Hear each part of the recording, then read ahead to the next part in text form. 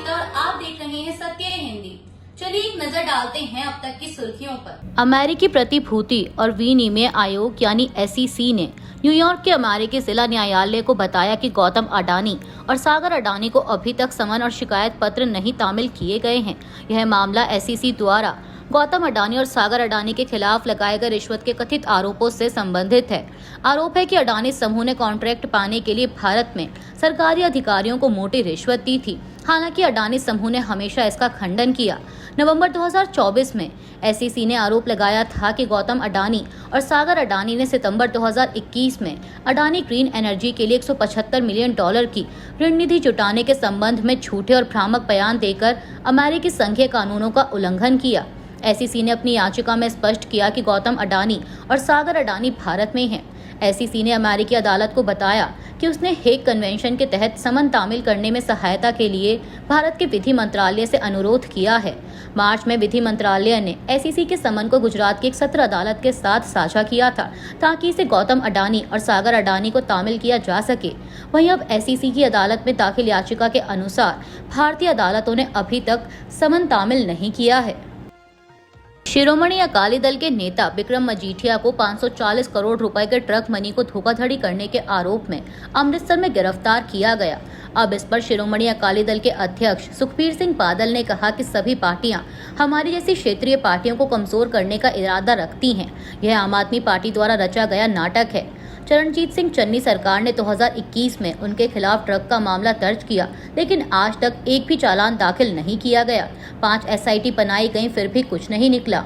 और अब 24 जून को मुख्यमंत्री भगवंत मान ने आधी रात को DGP को फोन किया और उन्हें मजीठिया को गिरफ्तार करने या बर्खास्तगी का सामना करने की चुनौती दी।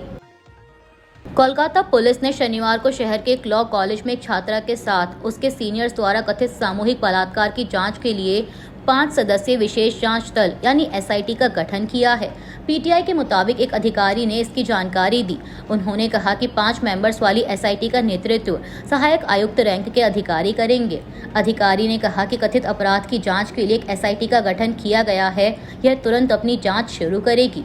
दक्षिण कोलकाता लॉ कॉलेज की 24 वर्षीय छात्रा के साथ 25 जून को काट के कमरे में संस्थान के एक पूर्व छात्र सहित 3 लोगों ने कथित तौर पर बलात्कार किया था। उसकी शिकायत के बाद पुलिस ने मुख्य आरोपी मनोजीत मिश्रा, टोमित मुखर्जी और जैद अहमद को गिरफ्तार कर लिया है। इसके अलावा शनिवार सुबह कॉलेज के गार्ड को भी गिरफ्तार कर लिया गया। पश्चिम बंगाल की राजधानी कोलकाता के एक लॉ कॉलेज में एक छात्रा से रेप के आरोप में पुलिस ने 3 लोगों को गिरफ्तार किया है। इनमें कॉलेज का एक पूर्व छात्र भी शामिल है। इस घटना के बाद कांग्रेस नेता अधीर रंजन चौधरी और भाजपा नेता लॉकेट चटर्जी ने ममता बनर्जी की TMC सरकार को निशाने पर लिया है। अधीर रंजन चौधरी ने समाचार एजेंसी ANI से बात करते हुए कहा कि कोलकाता में ये कोई नई बात नहीं है। 10 महीने पहले इसी कोलकाता में RG मेडिकल कॉलेज में एक महिला डॉक्टर के साथ बलात्कार और हत्या कर दी गई थी। आज तक उन्हें न्याय नहीं मिला। उनके माता पिता भटक रहे हैं और अब 10 महीने बाद फिर उसी कोलकाता में उसी सिटी ऑफ जॉय में एक लॉ की छात्रा के साथ कॉलेज में TMC नेता ने छेड़छाड़ की और बाद में गार्ड रूम में सामूहिक बलात्कार किया। ये घटना सामने आई है, इसलिए हमें जानकारी मिल रही है, लेकिन ऐसी और भी घटनाएं होती हैं, लेकिन हर कोई बोलने की हिम्मत नहीं दिखा पाता, इसीलिए उनकी जानकारी हमें नहीं मिलती। कोलकाता में लॉ कॉलेज की एक छात्रा के साथ बलात्कार के मामले पर भाजपा नेता लॉकेट चटर्जी ने ANI से कहा कि ये शर्म की बात है। पिछले साल RG मेडिकल कॉलेज की घटना हुई थी। आज 1 साल हो गया। आज एक और वैसी घटना TMC सरकार में सामने आई है। अगर आप ममता बनर्जी से सवाल करेंगे तो वो कहेंगी कि ये बहुत ही छोटी घटना है। बंगाल में TMC की सरकार में महिलाएं सुरक्षित नहीं हैं। दिल्ली में अवैध रूप से रह रहे 18 बांग्लादेशी नागरिकों को पकड़ा गया है। इनमें से 5 ट्रांसजेंडर के भेष में रह रहे थे। पुलिस ने शनिवार को यह जानकारी दी। PTI के मुताबिक पुलिस ने बताया कि आरोपियों में से 7 के फोन में प्रतिबंधित मैसेजिंग ऐप मिले हैं, जिनके जरिए वे बांग्लादेश में अपने परिवार के लोगों से बात करते थे। वरिष्ठ पुलिस अधिकारी ने बताया कि पहली कार्रवाई के दौरान पुलिस ने लगभग 100 झुग्गियों और 150 गलियों को घेरकर सत्यापन अभियान चलाया। अधिकारी ने बताया कि एक व्यक्ति ने पूछताछ के दौरान शुरुआत में बचने की कोशिश की, लेकिन बाद में बांग्लादेशी नागरिक होने की बात कबूल कर ली। बाद में जांच के दौरान उसके परिवार के सदस्यों का भी पता लगाया गया। मणिपुर के पूर्व मुख्यमंत्री और भाजपा नेता एन बीरेन सिंह ने शनिवार को कहा कि राज्य में एक लोकप्रिय सरकार के गठन के लिए प्रयास किए जा रहे हैं। बता दें कि प्रदेश में फिलहाल राष्ट्रपति शासन लागू है। एन बीरेन सिंह ने उम्मीद जताई कि मणिपुर में बहुत जल्द ही नई सरकार का गठन होगा। उन्होंने कहा कि जल्द से जल्द सरकार बनाने के लिए काम किया जा रहा है। पूर्व मुख्यमंत्री ने कहा कि भाजपा ने किसी की आलोचना नहीं की और पार्टी सिर्फ मौजूदा संकट पर ध्यान केंद्रित कर रही है। उन्होंने कहा कि राज्य में सौहार्दपूर्ण समाधान और शांति लाने के लिए केंद्र सरकार और संबंधित व्यक्तियों से संपर्क किया जा रहा है। बता दें कि मणिपुर के मुख्यमंत्री एन बीरेन सिंह के इस्तीफे के बाद 13 फरवरी को केंद्र सरकार ने राज्य में राष्ट्रपति शासन लागू कर दिया था। गौरतलब है कि मैतेई और कुकी जो समुदाय के बीच मई 2023 से हिंसा जारी है और इस हिंसा में 260 लोगों की हत्या कर दी गई, जबकि हिंसा के दौरान हजारों लोग बेघर हो गए। प्रधानमंत्री मोदी ने इंटरनेशनल स्पेस स्टेशन में मौजूद ग्रुप कैप्टन शुभांशु शुक्ला से बात की है। प्रधानमंत्री मोदी ने वीडियो कॉल के माध्यम से शुभांशु शुक्ला से बात करते हुए उनके साहस और योगदान की तारीफ की। पीएमओ ने सोशल मीडिया प्लेटफॉर्म एक्स पर इसकी जानकारी दी। बातचीत में शुभांशु ने कहा कि अंतरिक्ष से भारत भव्य दिखता है, जितना वह नक्शे पर भी नहीं लगता। उन्होंने पीएम मोदी से अंतरिक्ष में गाजर का हलवा और आमरस ले जाने का भी जिक्र किया। उन्होंने कहा कि यह सिर्फ मेरी यात्रा नहीं है, बल्कि यह हमारे देश की भी यात्रा है। मुझे भारत का प्रतिनिधित्व करने पर गर्व है।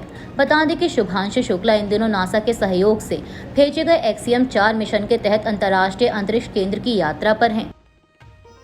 समाचार एजेंसी पीटीआई के मुताबिक उपराष्ट्रपति जगदीप धनखड़ ने कहा है कि संविधान की प्रस्तावना को बदला नहीं जा सकता, क्योंकि यह वो बीज है जिस पर यह दस्तावेज विकसित होता है। उन्होंने कहा कि भारत के अलावा किसी अन्य संविधान की प्रस्तावना में बदलाव नहीं किया गया, लेकिन इस प्रस्तावना को 1976 के 42वें संविधान संशोधन अधिनियम द्वारा बदल दिया गया था। इसमें समाजवादी, धर्मनिरपेक्ष और अखंडता शब्द जोड़े गए थे। वहीं इससे पहले आरएसएस सर कार्यवाह दत्तात्रेय होसबोले ने गुरुवार को एक कार्यक्रम में कहा था कि समाजवादी और धर्मनिरपेक्ष शब्दों को आपातकाल के दौरान संविधान की प्रस्तावना में शामिल किया गया था और इन्हें प्रस्तावना में रहना चाहिए या नहीं, इस पर विचार किया जाना चाहिए। दत्तात्रेय होसबोले के इस बयान के बाद कांग्रेस ने आरोप लगाया कि आरएसएस और भाजपा की सोच ही संविधान विरोधी है। कांग्रेस ने सोशल मीडिया प्लेटफॉर्म एक्स पर लिखा कि ये बाबा साहेब के संविधान को खत्म करने की वो साजिश है जो आरएसएस और भाजपा हमेशा से रचती आई है। पाकिस्तान के खैबर पख्तूनख्वा प्रांत में शनिवार को एक आत्मघाती हमले में कम से कम 13 सैनिक मारे गए हैं, वहीं 10 सैनिक बुरी तरह घायल हैं। यह हमला उस वक्त हुआ जब एक सैन्य काफिला उत्तर पश्चिमी जिले नॉर्थ वजीरिस्तान से गुजर रहा था। यह इलाका अफगानिस्तान की सीमा के करीब स्थित है और लंबे समय से आतंकवाद प्रभावित रहा है। हमले में आत्मघाती हमलावर ने विस्फोटकों से भरी गाड़ी को काफिले से टकरा दिया, जिससे भारी धमाका हुआ। इस हमले में कई जवान गंभीर रूप से घायल भी हुए हैं। अब तक किसी संगठन ने इस हमले की जिम्मेदारी नहीं ली है। कनाडा ने चीन को बड़ा झटका दिया है। कनाडा सरकार ने आदेश जारी कर चीन की एक बड़ी कंपनी को देश में चल रहे सभी ऑपरेशंस को बंद करने को कहा है। मीडिया रिपोर्ट्स के मुताबिक कार्नी सरकार ने राष्ट्रीय सुरक्षा को देखते हुए ये कदम उठाया है। कनाडा की उद्योग मंत्री मेलोनी जॉली ने शुक्रवार को बताया कि सरकार ने चीनी सर्विलांस उपकरण बनाने वाली कंपनी हिकविजन को कनाडा में बंद करने का आदेश दिया है। उन्होंने कहा कि हिकविजन का देश में काम करना राष्ट्रीय सुरक्षा के लिए खतरा होगा। मेलोनी जॉली ने कहा कि यह फैसला कनाडा के सुरक्षा और खुफिया एजेंसियों की ओर से दी गई जानकारी के आधार पर लिया गया। हिकविजन कंपनी पहले ही कई इंटरनेशनल जांच एजेंसियों की रडार पर रही है।